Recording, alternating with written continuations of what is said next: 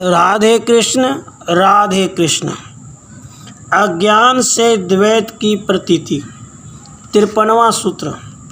जिस अवस्था में अज्ञान वश से द्वैत होता है, उसी अवस्था में एक पदार्थ दूसरे पदार्थ का दर्शन करता है। जब आत्मज्ञान हो जाता है, तब किसी को कुछ अन्य मालूम नहीं होता है।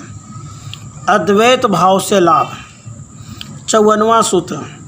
जिस अवस्था में पुरुष सभी प्रपंच को आत्म रूप मानता है, उस अवस्था में मनुष्य को अद्वैत ज्ञान होने से शोक मोह नहीं होता है। अद्वैत की पुष्टि में श्रुति प्रमाण। 55वां सूत्र। परमात्म स्वरूप ब्रह्म ही सर्वात्मक रूप स्थित है, ऐसा बृहदारण्यक उपनिषद की श्रुति ने निश्चय किया है। परपंच के मिथ्यात्व में दृष्टांत। 56 और 57 सूत्र। जिस प्रकार स्वप्न अवस्था में स्वप्न में देखा हुआ पदार्थ संपूर्ण सत स्वरूप मालूम पड़ते हैं, स्वप्न से दूसरे क्षण में जागते हैं सब असत स्वरूप हो जाते हैं, इसी प्रकार इस संसार का व्यवहार सत्य मालूम होता है और असत स्वरूप होता है।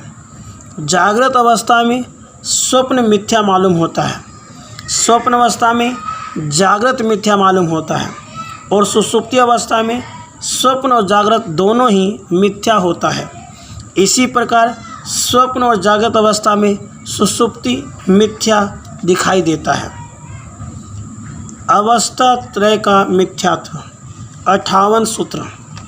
सतोगुण, रजोगुण और तमोगुण से बने हुए जागृत, स्वप्न, सुषुप्ति तीन ऊपर कहे हुए प्रकार से मिथ्या होते हैं।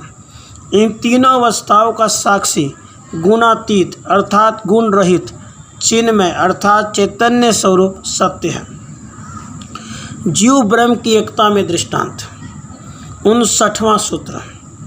यदि आत्मा में गुण त्रय मिथ्या है, तो जीव ही सत्य हो।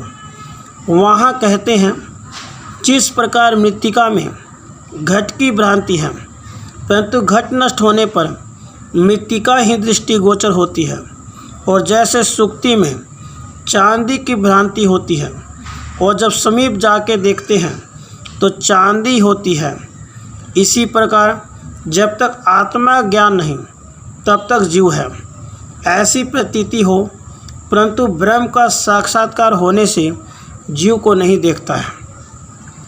60वां सूत्र।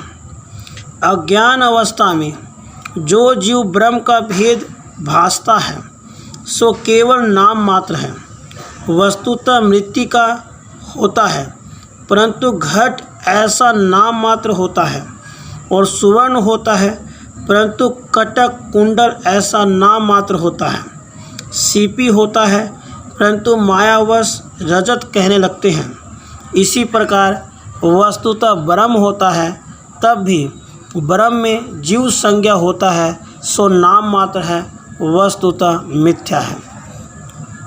ब्रह्म में संसार। 61वां सूत्र।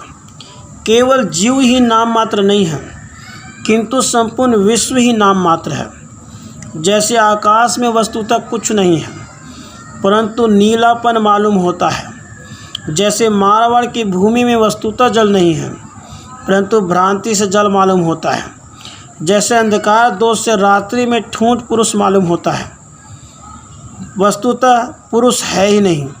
इसी प्रकार यह संसार परमात्मा ब्रह्म के विषय भिन्न और सत्य सा प्रतीत होता है, परंतु वास्तव में कुछ भी नहीं है। राधे कृष्ण राधे।